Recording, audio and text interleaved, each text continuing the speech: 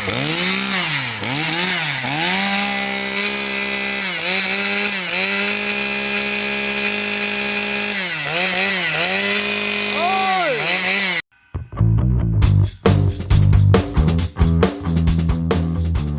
quý vị và các bạn đã đến với kênh video của Điện Máy Bình Sơn. Đây là cái video tiếp nối cái chuỗi series bộ sưu tập những chiếc máy cắt cỏ công suất lớn nhất của những hãng sản xuất máy cắt cỏ lớn nhất trên thế giới. Đây là chiếc máy cắt cỏ Estin FS 460C. Các bạn có thể thấy được chiếc máy này cực kỳ khủng. Và chiếc máy này thì theo tôi nghĩ nó cũng dùng để nó cũng sản xuất để dành riêng cho thị trường châu Âu. Bởi vì cái thiết kế của nó các bạn có thể thấy được rất là to. Công suất cái này rất là lớn các bạn nhá. Và không phải là thể trạng người nào cũng có thể đeo được nó. Trọng lượng khô của chiếc máy này nó rơi vào khoảng tầm 8,4 kg. Thì theo tôi như thể trạng của tôi là 1m7, nặng khoảng tầm 65 cân. Mà bê con này thì thật sự luôn các bạn, chối. Bê không còn chối, chứ đừng bắt tôi làm thì chắc là tôi bỏ tay luôn, tôi bỏ nghề luôn. Tôi mang dao đi tôi phát cho nhanh, như bắt tôi ôm con này mà tôi phát thì không chơi được. Nặng lắm các bạn ạ, rất là to, 8,4 kg. Tua vòng theo thông số kỹ thuật mà ở trên website ấy, họ khuyến cáo là tua vòng con này lên đến 12.300 vòng một phút. Tức là chiếc máy này là một chiếc máy cắt cỏ, nhưng cái thiết kế về ngôn ngữ thiết kế máy móc bên trong, về công nghệ bên trong là nó sử dụng công nghệ của máy cưa. Nói về Estin thì không ai lạ lẫm gì với cái dòng máy này rồi. Dòng máy này thì quá là nổi tiếng về các cái loại máy cưa xích động cơ 2 kỳ. Chiếc máy này là Estin 460C, công suất gần như là lớn nhất luôn. Và chúng tôi sẽ quay chi tiết để cho các bạn có thể thấy rõ hơn. Rồi, con này nòng piston của nó là 44 ly. Dung tích của nó khoảng tầm 46cc. Các bạn có thể thấy được cái tem ở trên bình xăng lớn này, FS 460 CL Estin. Đó, độ ồn của nó là 116 dB. Chụp giật con này được thiết kế liền chùm luôn phần động cơ. Phần động cơ của nó thì rất là to. Bạn nhìn thấy ngay ở phần sát phần đầu cần này, nó có một lớp áo bọc rất là kỹ, liền theo là cái cùm tay ga này thì các bạn có thể dễ dàng điều chỉnh thấp hoặc cao, rất là thuận tiện. Các bạn nhìn thấy khủng không? Đây là phần le gió. Các bạn có thể thấy được cái vú này. Đấy, rất là mới. Vú như vừa mới. Các bạn có thể thấy vú mới thì nhìn rất là đẹp.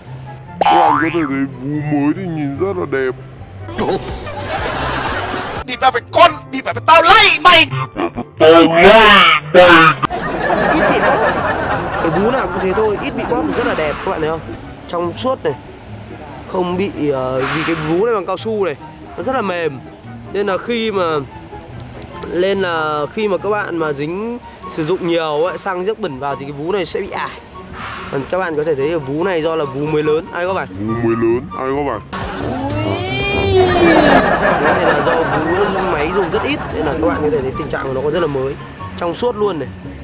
Đấy, ngay kể cả le gió này các bạn nhìn đấy, le gió thiết kế rất hay, cực kỳ hay luôn.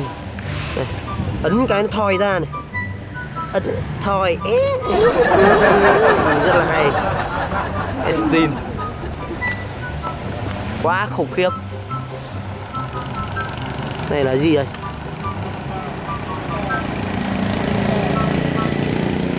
Bô của nó là bô màu đen nha các bạn nha, mới tinh luôn, chả có gì riếc gì cả, quá to luôn. Estin này, tay móc này, sổ chắc vãi đã. Này là động cơ 2 kỳ xăng pha nhớt, nòng 44 ly. Một chiếc máy cắt cỏ, một chiếc máy cưa xích 52cc nòng của nó chỉ có 45 ly thôi. Còn mấy cái loại máy cưa này nòng còn không đến 40 ly. Có con 353 nhưng nòng 46 ly. Mà máy cưa xích mà có thể cắt được cái cây đường kính 70 phân thì các bạn có thể thấy được đây là một chiếc máy cắt cỏ mà nòng 44 ly. Tay nhìn rất là khốn nạn. Lòng ngoằng các bạn thấy không? Tây mà rất là cong. Hàng này xuất châu Âu dành cho Tây.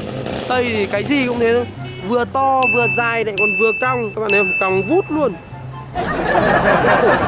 Đôi khi chị em nhìn thì cảm thấy rất thích, nhưng mà khi mà ăn vào thì các bạn mới biết được. Rất là nghẹn, rất là thốn. Nó nặng như này cơ mà, bê thốn lắm. Estin FF460C. Đây, màng chắn zin luôn. Ôi, các bạn nhìn quả đầu bò nhìn dã man. Đấy, chữ Estin nhá.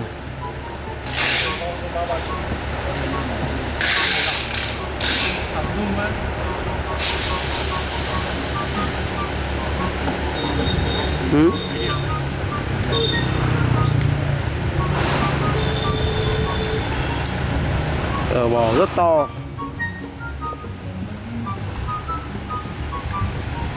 Dùng rất ít nên cái tem vẫn còn nguyên. Quả máng chắn này có chữ Estin luôn này. Dùng vừa phù hợp các loại dao luôn. Thấy không? Dao tam giác này. Đấy, cái này chuyên sử dụng dao, cái máng này chuyên sử dụng dao tam giác này. Dao tròn thì máng này không sử dụng được, các bạn có thể nó giấu gạch này. Đấy, không nên sử dụng với dao vuông này, dao tròn này. Có thể sử dụng dao tam giác và dao bốn cạnh này. Không sử dụng cước này, vì cái máng chắn này nó khá là sát với ở cái phần đầu bò ấy. Nên các bạn dùng những cái loại như thế nó sẽ bắn, nó sẽ không nó sẽ chạm vào máng.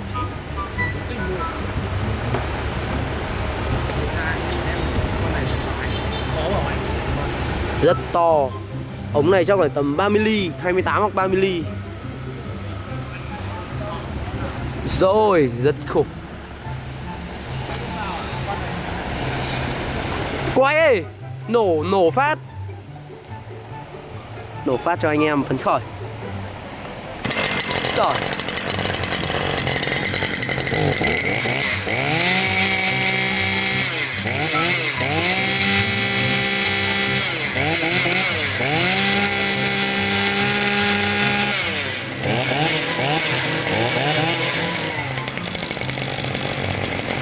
Gá lên.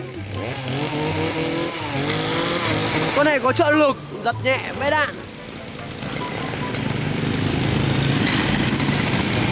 Sẽ xăng à?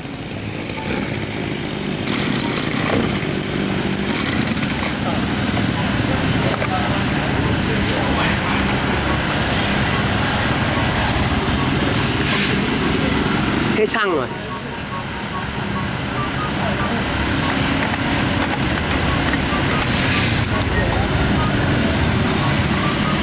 Quả lọc xăng nó ngửa lên. Chiếc này rất mới các bạn nha, gần như mới luôn. Dây mới tinh ấy. À.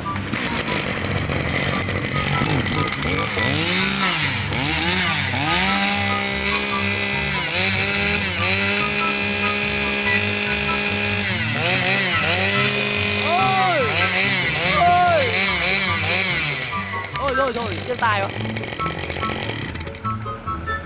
Nhìn quá chán. Rồi các bạn thấy không?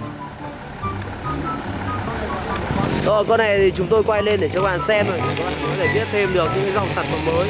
Rồi nếu mà thấy video này hay, like, subscribe kênh, đăng ký và bật chuông thông báo nha. Xin chào và hẹn gặp lại các bạn ở những video lần sau. Subscribe vào YouTube này, nhớ subscribe kênh nhá. Mấy bạn nhớ subscribe kênh nhá.